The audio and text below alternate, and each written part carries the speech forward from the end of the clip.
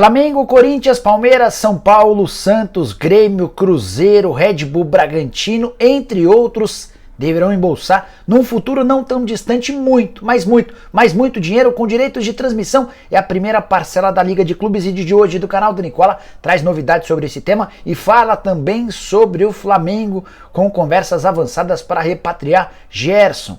No Corinthians existe uma preocupação muito grande em relação a um golpe político. Te trago detalhes daqui a pouco. Falo também sobre a possibilidade real de saída de um zagueiro. Parece que ele anda insatisfeito, incomodado e gostaria de deixar o Verdão para 2023. Para completar as últimas do mercado, bastidores, transferências e tudo o que você precisa saber para ficar bem informado sobre as coisas do futebol. Antes de começar a passar todas as novidades, só contar que me chamo Jorge Nicola, jornalista esportivo, com passagens por Diário de São Paulo, ESPN, Rádio Bandeirantes. Hoje tem um blog no Yahoo, uma coluna no Super Esportes e vou mantendo você super por dentro das coisas por aqui, beleza? Curtiu o vídeo, deixa like e não esquece também de se inscrever no canal. Bora começar contando que todo esse conteúdo tem um oferecimento de 1xBet, casa de apostas esportivas que vai permitir que você se dê super bem na rodada, a penúltima do Campeonato Brasileiro que começa nessa terça-feira. Tem São Paulo Internacional, cotações espetaculares. Vitória do São Paulo diante do Inter paga R$ 2,02, já é muito bom. O empate paga R$ 3,54 e se o Internacional ganhar você fatura R$ 4,14. Nessa quarta-feira tem mais 7 jogos e a rodada só termina na quinta-feira com as duas últimas partidas. Dá uma olhada na tela, escolha seus jogos e saia apostando. Para apostar no 1xBet é super simples, só pegar o link que está no comentário fixo, já faz seu cadastro e não esquece de usar o cupom Nicola para ter direito a 100% de bônus no valor do seu depósito. Combinado? Bora começar o vídeo com o tradicional giro de notícias. A primeira informação é sobre o Flamengo e Dorival Júnior. O empresário do Dorival, o Edson Codor, me contou que embarca na quinta-feira para o Rio de Janeiro, quando tem reunião marcada com os dirigentes do Flamengo. A ideia é negociar a partir de quinta-feira a renovação do contrato do técnico, que se encerra em 31 de dezembro. Quero contar também que o Tribunal Regional do Trabalho de Minas Gerais marcou para 25 de novembro uma audiência de conciliação entre o Atlético e o Fred. Vocês sabem que o Galo cobra do Fred uma quantia hoje próxima a 30 milhões de reais. Detalhe que essa multa, criada a partir do momento em que ele se transfere para o Cruzeiro, era de apenas 10 milhões de reais. Bora contar também que o CEO do Red Bull Bragantino, Thiago Escuro, me garantiu que nem Roger Machado nem Thiago Nunes são alvos do clube para a próxima temporada. Maurício Barbieri está de saída, vai cumprir os 2 últimos jogos à frente do Red Bull nesse meio de semana e fim de semana. A partir daí o Red Bull vai buscar um novo técnico e não será nenhum desses. Para completar o giro de notícias, conta aqui Emerson Leão, ex-técnico da Seleção Brasileira e de vários outros clubes, teve sua mansão na região dos Jardins, na cidade de São Paulo, roubada nos últimos dias. Entre relógios, joias e outras peças valiosas, entre elas medalhas e conquistas do Leão, estima-se que ele perdeu 20 milhões de reais. A última do giro de notícias, contar que a Corte Arbitral do Esporte, a última instância da FIFA para questões envolvendo o esporte, decidiu garantir a presença do Equador na Copa do Mundo. Existia uma briga, uma polêmica envolvendo o caso Brian Castilho. O Chile era interessado em ficar com a vaga do Equador, está tudo definido. O Equador disputará a Copa do Mundo, só faltava mudar as vésperas do Mundial. Bora falar sobre um brasileiro, uma curiosidade, antes da gente ir para as notícias mais importantes. Você sabia que o 4º maior artilheiro do mundo no futebol em 2022 é brasileiro?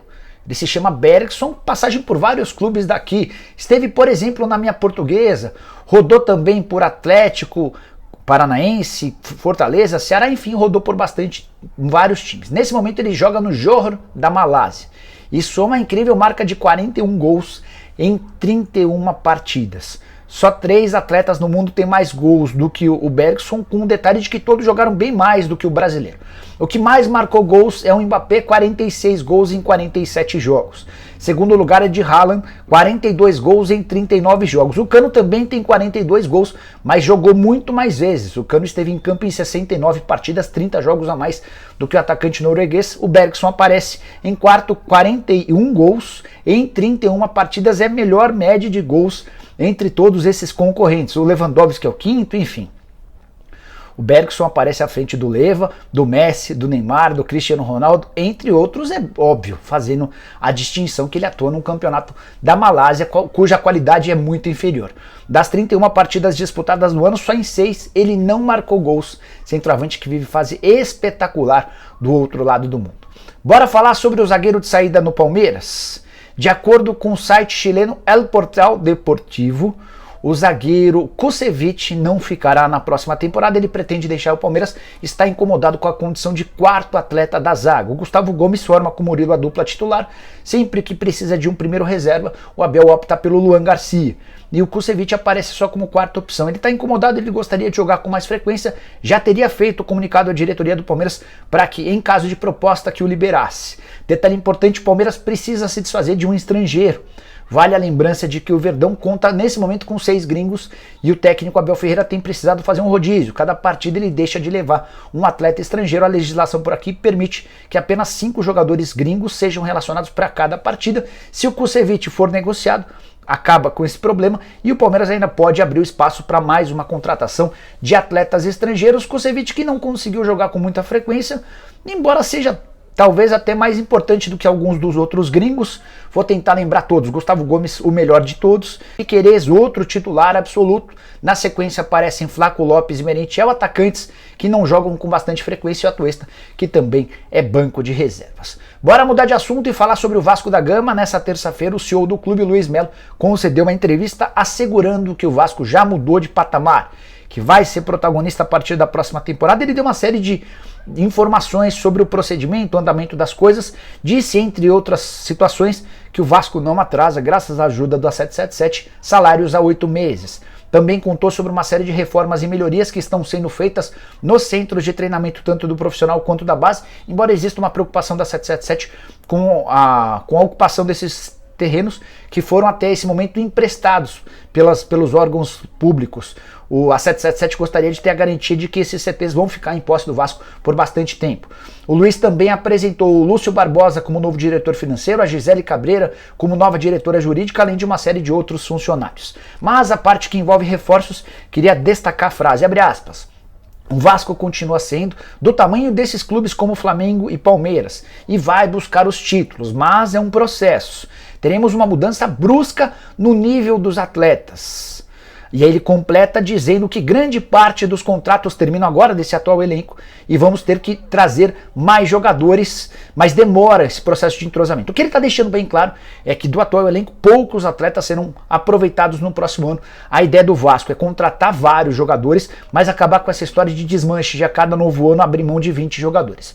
Então contrata-se em janeiro, contrata-se depois para o segundo semestre, mas poucos jogadores desses contratados devem acabar deixando o clube nas janelas seguintes. A ideia é ter um elenco e ir melhorando aos pouquinhos, exatamente como fizeram o Flamengo, o Palmeiras, o Atlético Mineiro, entre outros. E você, vascaíno, está otimista?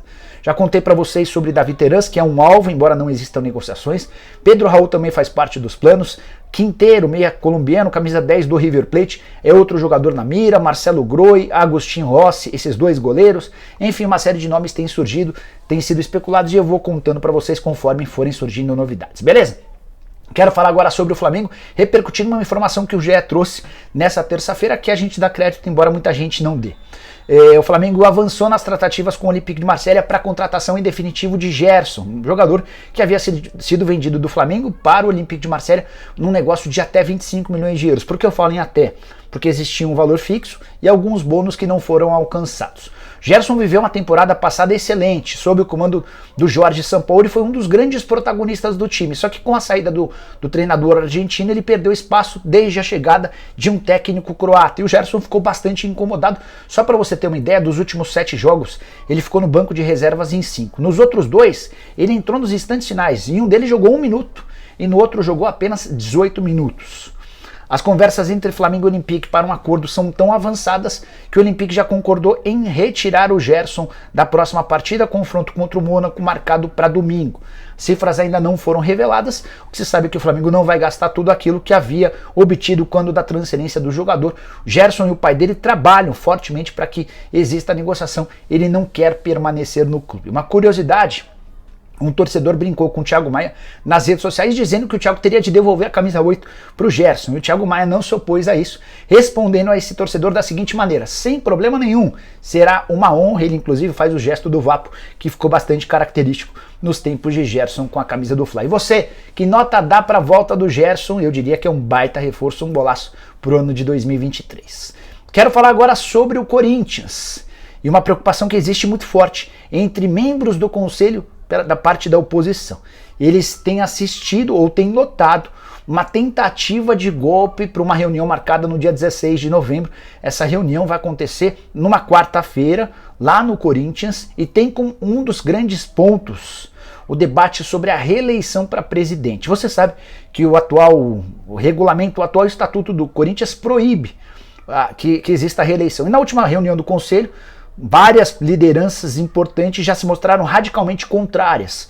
Mário Gobi chegou até a dar uma bronca pública, foi bem grosso com o Duílio Monteiro Alves, porque via no Duílio alguém que conspirava por essa reeleição. O Duílio naquele momento disse que não era com ele, que eram outras pessoas, mas esse movimento segue crescendo. E na reunião do dia 16 vai haver um debate sobre a possibilidade dessa reeleição. O que está acontecendo? Romeu Tuma Júnior, que é conselheiro, apresentou um relatório assinado com 65 propostas diferentes. Entre as propostas, inclusive, tem uma do fiel torcedor, para que o fiel torcedor possa votar para escolher o presidente. E é essa medida que deve fazer com que vários torcedores compareçam na quarta-feira para fazer pressão. Afinal de contas, permitir que o sócio torcedor vote é algo bastante popular, é algo que engaja. Só que o medo do pessoal da oposição é que aproveite-se dessa medida popular para aprovar ela e também a possibilidade da reeleição. Só que o detalhe é de que a aprovação da votação para o sócio torcedor, ela demandaria uma série de outros estudos e demandaria mais ou menos 6 meses. O caso da reeleição não. O caso da reeleição já poderia ser permitido a partir de janeiro do ano que vem, garantindo assim o direito de Duílio, em dezembro do ano que vem, concorrer à presidência. Posso assegurar que esse tema é bastante delicado, tem muita gente contrária a essa ideia. O Duílio não vai se manifestar de maneira pública, mas tem mexido os seus pauzinhos para que possa ter direito a mais 3 anos à frente do Corinthians. Você gosta da ideia? Eu sempre defendo, já dizia isso nos tempos de São Paulo, que qualquer mudança no estatuto deve valer apenas para um próximo mandato e não no mandato em vigência. Quero fechar o vídeo para falar para vocês a respeito de um caminhão de dinheiro que será despejado nos cofres dos clubes brasileiros. Pode ser a salvação da lavoura. O que aconteceu? A Libra, que é aquela liga de clubes brasileiros, que no momento conta com apenas 15 times, ainda não há adesão de vários outros, especialmente da Série B e alguns da Série A. Essa Libra aprovou uma proposta feita por um fundo chamado Mubadala Capital. Esse fundo tem como grande investidor o governo dos Emirados Árabes Unidos. Só para você entender, é um fundo que gere 284 bilhões de dólares. Dinheiro não é problema para esses caras. Eles apresentaram uma proposta de 900 milhões de dólares, ou mais ou menos 4,6 bilhões de reais aos clubes brasileiros, para ter entre 10% e 20% do valor da liga. Então, a partir dali, tudo que ficasse arrecadado pela liga iria para esse fundo. A Libra já aceitou, embora exista uma série de gargalos. Vai haver necessidade de acordo também com os times que ainda não fecharam, porque a ideia do Mubadala é ter acesso e contrato com os 20 clubes da primeira divisão. Quais são os times que já estão fechados nesse momento com a Libra? Entre os grandes, Flamengo, Corinthians, Palmeiras, São Paulo, Santos, Red Bull Bragantino, Cruzeiro, Vasco, Botafogo e Grêmio. Internacional, Atlético Mineiro, Fluminense, só para citar alguns, seguem distantes de um acordo. Eles fazem parte do movimento Futebol Forte, que visa uma distribuição das receitas de uma forma um pouco mais equilibrada.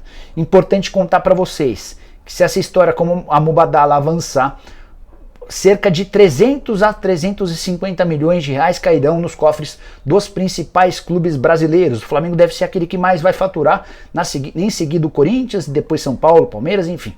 300 milhões de reais da noite para o dia.